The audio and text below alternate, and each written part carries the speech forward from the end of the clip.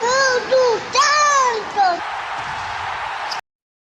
Saudações alvinegras, aqui são os meninos de Fora da Vila. Como eu sempre digo, né? Saudações verde-amarelas aí durante a Copa, para falar aí do pós-jogo de Brasil 1, Suíça 0, vitória que garante o Brasil aí na próxima fase.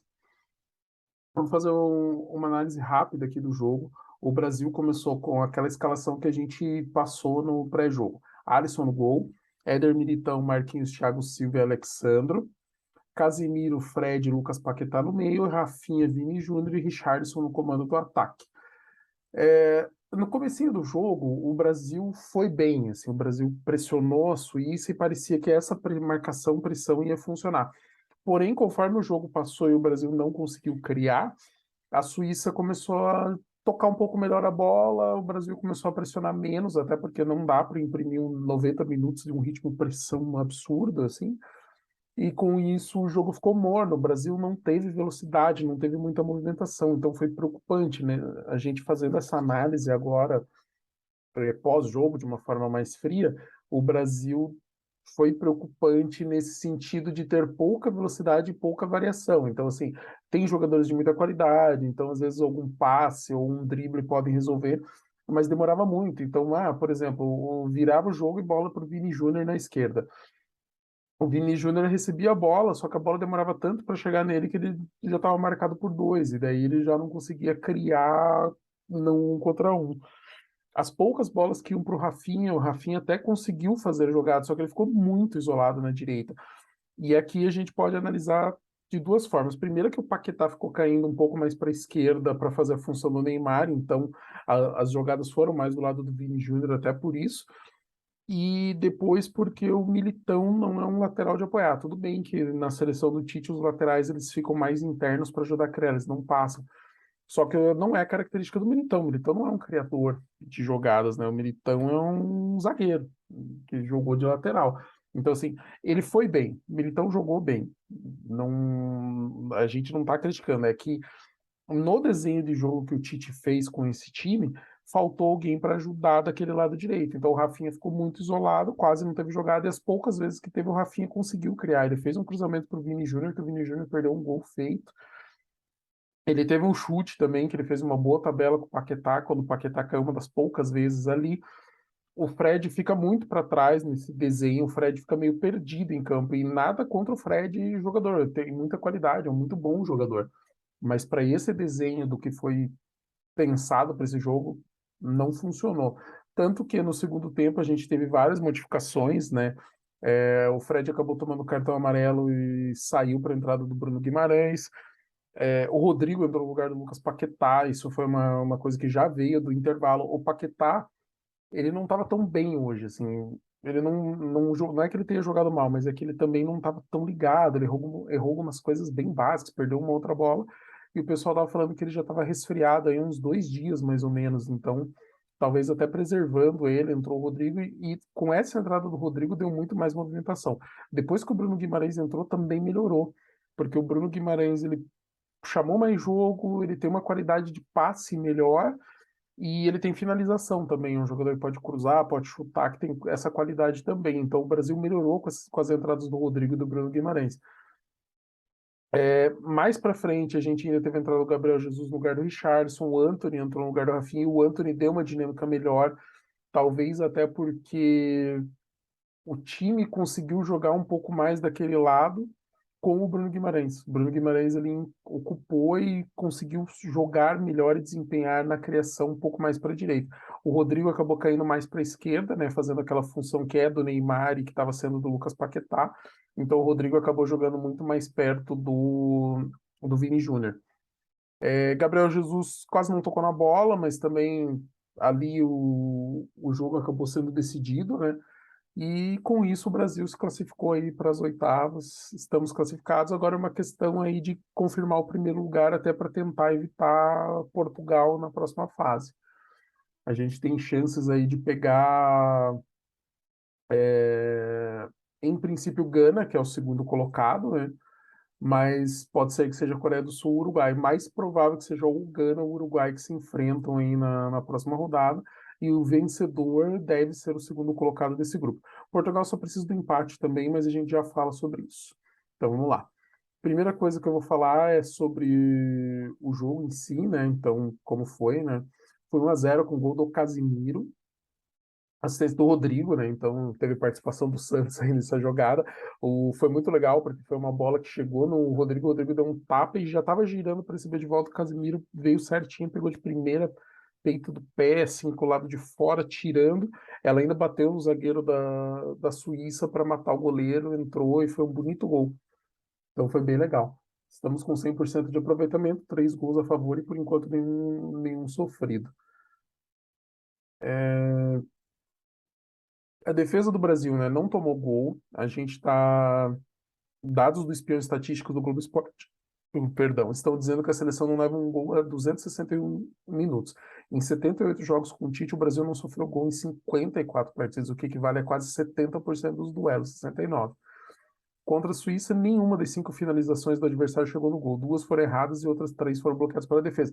Isso foi uma coisa bem legal de ver no jogo, sabe? Então, o jogo, por mais que a defesa às vezes errasse e permitisse que a Suíça criasse, toda vez que o jogador ia finalizar, tinha jogador se atirando, bloqueando, travando, sabe? É muito bom de ver esse tipo de coisa. Então, o Brasil líder do grupo G com 6 pontos em 6 possíveis. A Suíça ainda continua com 3 pontos e Camarões e Sérvia têm 1 ponto. Na sexta-feira, os 2 jogos acontecem às 4 da tarde. A seleção brasileira vai enfrentar Camarões e Suíça e Sérvia duelam entre si para ver quem que, em teoria, leva a segunda vaga aí. E a seleção brasileira venceu a Suíça numa Copa do Mundo. Nas outras 2 vezes que tinham se enfrentado, ficaram no empate. Na Rússia foi 1-1. Sobre o primeiro tempo foi amarrado, teve poucas chances claras dos dois lados. O Brasil teve o Paquetá mais adiantado e ele até encontrou alguns passes, mas o goleiro da Suíça não teve muito trabalho. A primeira oportunidade veio dos pés do Vini Júnior, foi uma bola que o Rafinha cruzou por trás da zaga. O Vini Júnior chegou sozinho, mas pegou mal, assim, ele se atirou e acabou raspando na bola, sabe? E o Brasil teve 4 tentativas de gol. A Suíça até teve uma boa posse de bola no primeiro tempo, mas só ficou com uma finalização. Aí no segundo tempo, o Tite voltou já direto com o Rodrigo no lugar do Paquetá e o desempenho da seleção ainda não era tão bom.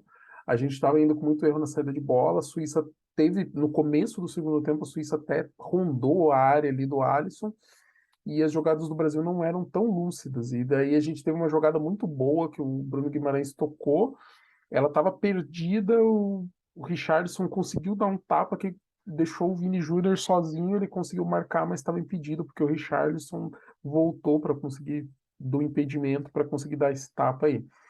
E aí o Vinícius na jogada do gol, o Vini Júnior recebeu a bola, deu um tapa, deu um passe pro Rodrigo no meio que só deu um tapa pro lado de fora do pé e o Casemiro chegou batendo, foi bem legal, assim, a jogada, tal, então foi bem interessante nesse sentido.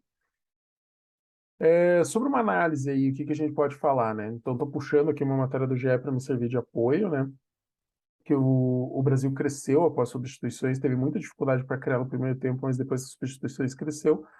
E a análise que está sendo feita aqui dizendo que em noite de Casemiro, o Éder Militão dá conta do recado, que é verdade, mas o poderio ofensivo caiu com a entrada do Fred. Eu não quero jogar só na do Fred, eu quero jogar com a entrada do Militão também. E não é contra os jogadores, é característica, sabe? Então, talvez se o Bruno Guimarães estivesse jogando do lado do Fred e.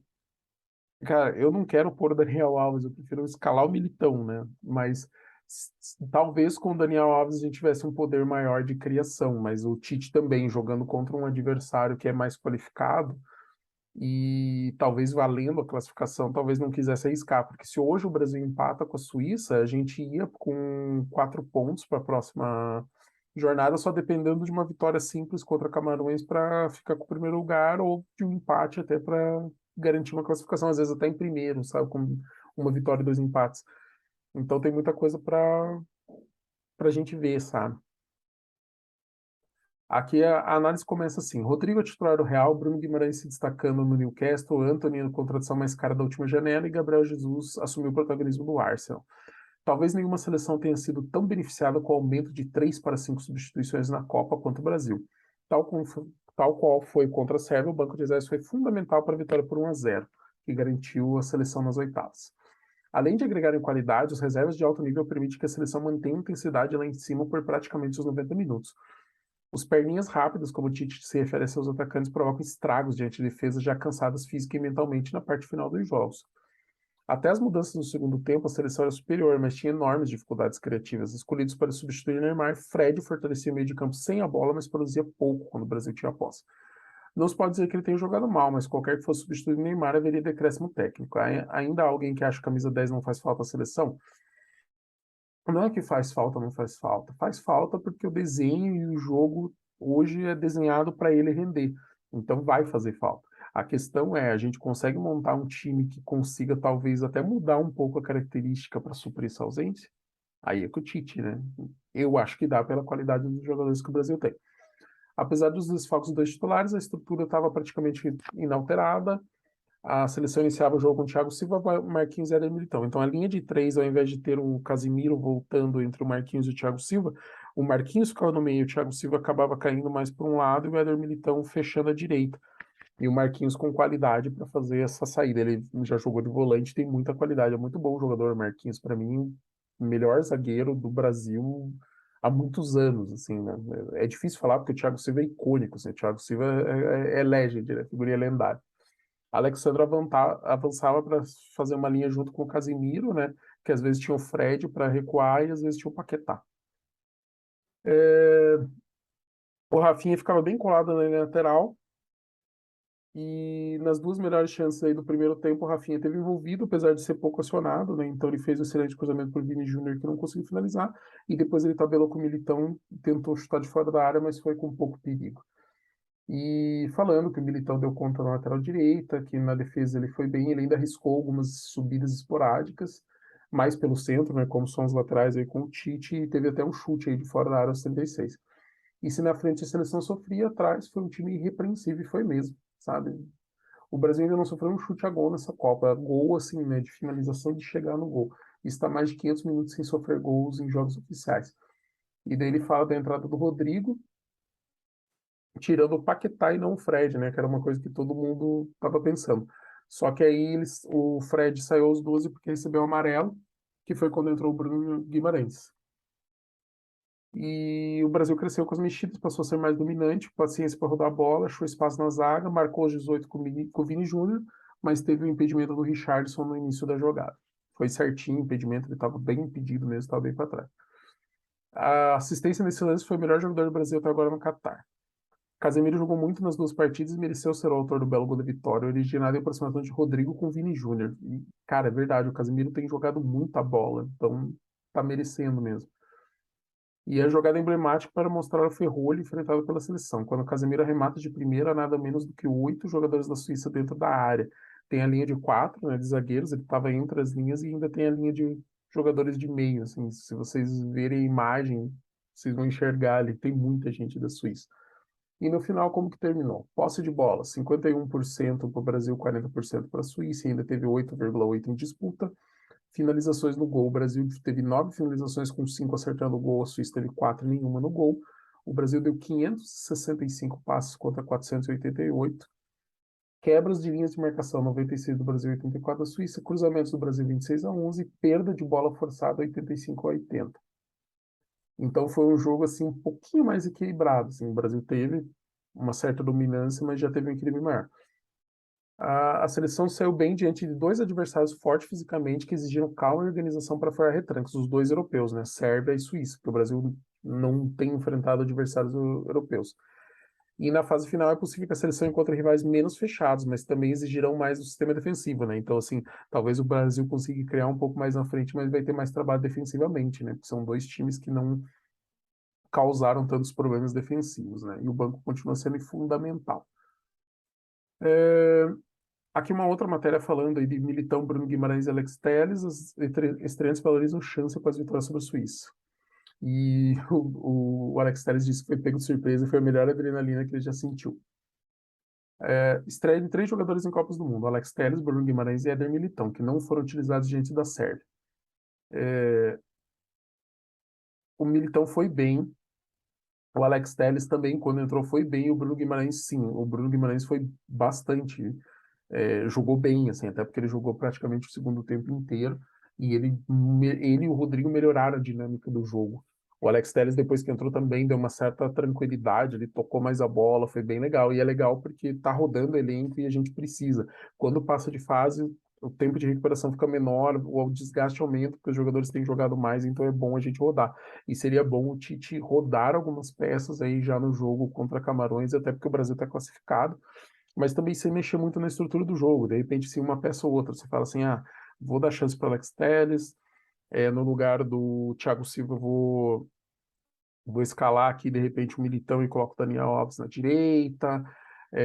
Seria legal, de repente, até testar outro centroavante, né, no lugar do Richarlison, ou mesmo começar com o Anthony no lugar do Rafinha, já pensando em preservar. No meio de campo, se der, de repente, para jogar o Fabinho no lugar do Casemiro, para preservar o Casemiro aí para a próxima fase. Tem muita coisa que dá para fazer, porque o Brasil tem bastante peças, né? Então, a matéria até fala, né? 19 dos 26 convocados foram utilizados. Quem que não entrou em campo? O Ederson e o Everton no gol. Inclusive, o Ederson poderia jogar esse próximo jogo contra o Camarões e não seria nenhum decréscimo. Inclusive, o Ederson com os pés é melhor do que o Alisson. Daniel Alves, Bremer, Fabinho, Everton Ribeiro e Pedro só não foram utilizados até agora. Até o Pedro, de repente, poderia jogar aí no lugar do Richarlison. Tem muita coisa para se falar. Falando aí da coluna do PVC, né, que aí o Brasil ganha mostrando maturidade dos meios Rodrigo e Vinícius Júnior com liderança e gol de Casemiro. Foi quase gol do Real Madrid, né? Jogado Vinícius Júnior, passe de Rodrigo, gol de Casemiro. É quase uma recordação de que a maturidade do Real Madrid, campeão da Europa, está a serviço da seleção. Não foi a única. No gol anulado, a jogada passou por Rodrigo, por Casemiro e assistência perfeita para Vinícius marcar. Só que não acabou não sendo gol por causa do impedimento do Richarlison na jogada. A seleção finalizou mais no primeiro tempo, mas o jogo foi muito mais divertido depois da troca de Paquetá para Rodrigo. E o Brasil ainda teve chances depois, sabe? O Rodrigo perdeu uma chance, o Vini Júnior deu um tapa para ele sozinho de frente. Ele tirou do goleiro, bateu rasteiro, o zagueiro chegou e tirou com o pé. Cara, muito triste, porque o Rodrigo merecia o gol pelo jogo que ele fez, sabe? E daí ele tá falando que o garoto do Real, falando no caso aí do Rodrigo, porque o jogo melhorou depois que o Rodrigo entrou, que ele tem a maturidade que o Everton Ribeiro não tem e nem o Paquetá possui, a maturidade de quem decide semifinal da Champions League com 2 gols em 3 minutos. E apostar em Rodrigo como substituto do Neymar é como imaginar o garoto Amarildo na Copa de 62, quando o Pelé não podia jogar. Guardadas as proporções, é óbvio. Neymar fez falta. Nem que não tenha jogado tão bem na estreia, mas a presença e a liderança técnica, chama a marcação atrás dos adversários e abre espaço para outros jogadores. Sem ele, o único caminho é o lado esquerdo. Rafinha não está bem. E eu acho que não é uma culpa do Rafinha, é uma culpa que o jogo não está jogando. Sem ele brilhar no caminho corredor esquerdo. Sem Neymar, eu teria que ser seguido com os meninos. Os garotos mais maduros do futebol mundial, Rodrigo e Vinícius Júnior. Com isso eu tenho que concordar aí com o PVC, né? São os dois garotos brasileiros que estão voando, né? Titulares do Real Madrid. E com isso, para a gente fechar aí o vídeo, a gente teve aí o resultado aí, né, um empate de Camarões e Sérvia em 3-3. O Brasil vencendo a Suíça por 1-0. O grupo G da Copa do Mundo, Brasil líder com 6 pontos classificados, Suíça em segundo com 3 pontos, e na sequência Camarões e Sérvia, cada um com 1 ponto. Para sexta-feira, Camarões e Brasil às 4 da tarde, Sérvia e Suíça também às 4. Os jogos são no mesmo horário por causa da decisão, né? Não ter discrepância de entrar sabendo o que precisa e o que não precisa. O Brasil com empate garante a primeira colocação, por isso que eu falo que de repente dá para mexer, dá para poupar bastante e ainda assim conseguir um bom resultado, até porque o time do Brasil é bom, o time de Camarões tem bons nomes, mas ainda é um time muito limitado, então com treta lá, né? O técnico brigou com o goleiro que foi cortado, não faz nem mais parte da delegação. Sobre quem a gente enfrenta? A gente enfrenta times do Grupo H. O Grupo H está como hoje? Portugal em primeiro com 6 pontos, Gana em segundo com 3, Coreia do Sul e Uruguai com 1. Uruguai é o lanterna no momento. Gana venceu a Coreia por 3-2, foi um jogo bem legal, e Portugal venceu o Uruguai por 2-0. Na sexta-feira, meio-dia, Coreia e Portugal, Gana e Uruguai. Portugal também, só precisa do empate para garantir a primeira colocação. E Gana, em princípio, só precisa do empate contra o Uruguai para levar aí com 4 pontos, a menos, é claro, que a Coreia ganhe e tire diferença de saldo, que não é muita, sabe? Se o Gana fizer aí, ficar no 0-0 e a Coreia fizer 2, por exemplo, que eu acho pouco provável fazer em Portugal, tá? Esse é o grande lance. mas eu acredito que as seleções aí que já estão classificadas devem poupar jogadores, né? Então, a gente tem, resumão, Grupo A, Holanda e Equador com 4 pontos, Senegal com 3. Todas elas aí, essas três seleções têm chance aí de classificação. O Catar já está eliminado, a gente vai ter Holanda e Catar, provavelmente para a Holanda garantir o primeiro lugar do grupo, e o Equador e Senegal valendo quem que deve, em teoria, ficar com a segunda colocação. No grupo B, Inglaterra com 4 pontos, Irã com 3, Estados Unidos com 2, País de Gales com 1. Todas as seleções têm chance, tá? Mas o mais difícil é Gales ganhar da Inglaterra e ainda tem que torcer aí para ter um resultado favorável, para tirar saldo. A Inglaterra está com 4 de saldo, o País de Gales está com -2. Então teria que, de repente, torcer. Tem que tirar o saldo, a diferença seria essa.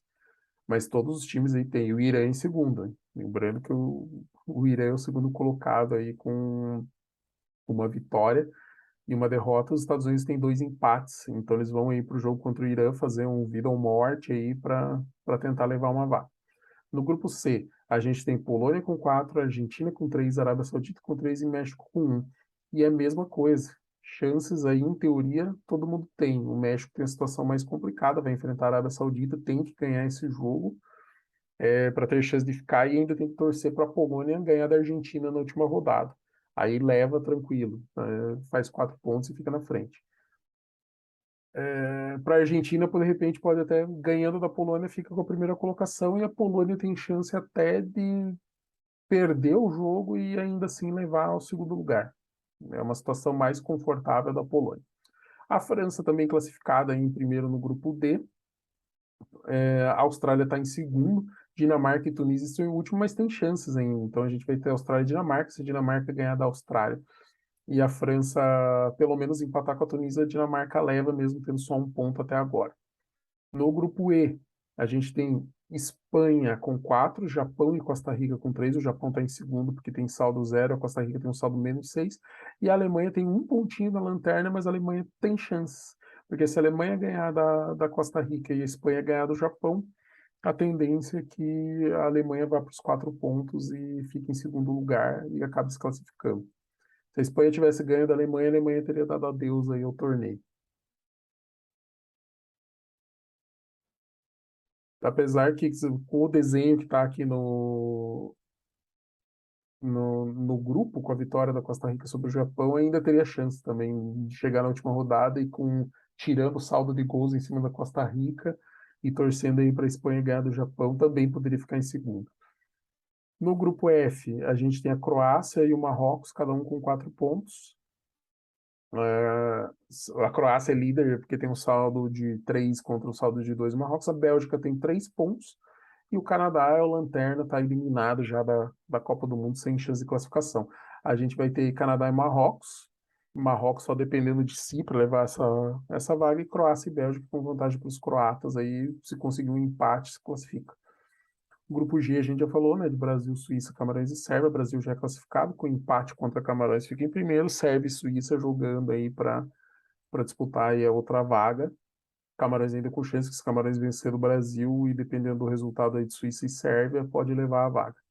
E no grupo H, Portugal classificado, Portugal classificado com 6, Gana com 3, Coreia do Sul e Uruguai com 1, todos indo aí para a última rodada com alguma chance matemática. Os artilheiros da Copa até o momento são Éder Valencia e Mbappé, cada um com 3 gols. Então, estamos a caminho da última rodada já da fase de grupos. Passa muito rápido, a gente nem percebe, né? E a Copa está perto aí já do encerramento da primeira fase, seleções realmente eliminadas são poucas, porque está muito apertadinho e tem muita seleção aí que mesmo tendo começado mal tem grande chance. Galera, deixa nos comentários o que você achou desse jogo do Brasil, o que você achou que o Tite fez que poderia ter feito diferente, quem que poderia ter jogado que poderia dar uma dinâmica diferente e isso seria melhor aí para o time do Brasil. Eu acho que as entradas tanto do Bruno Guimarães quanto do Rodrigo deram uma dinâmica muito melhor para o Brasil, mais velocidade, mais intensidade, mais um jogo um pouco mais fluido no jogo ofensivo.